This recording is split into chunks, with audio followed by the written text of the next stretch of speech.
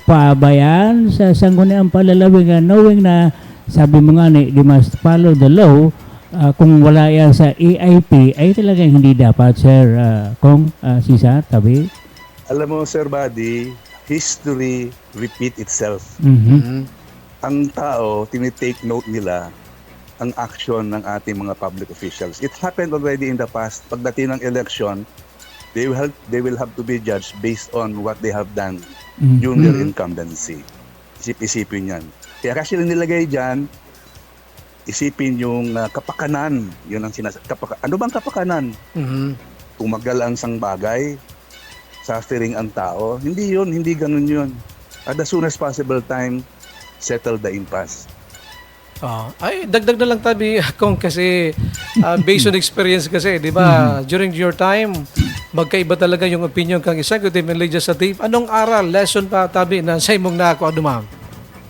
Well, basta doon, during my time, critical collaboration. What is best for the people, I go. But not against the interest of the people, kontra ako. Ganun lang.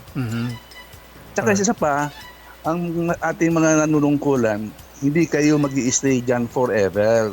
While you're in the position, leave a legacy na hindi ka makakalimutan ng tao.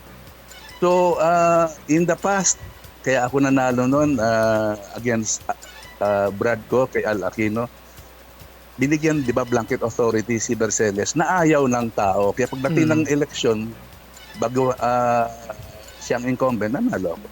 So, yun lang isipin ng ating mga elected officials.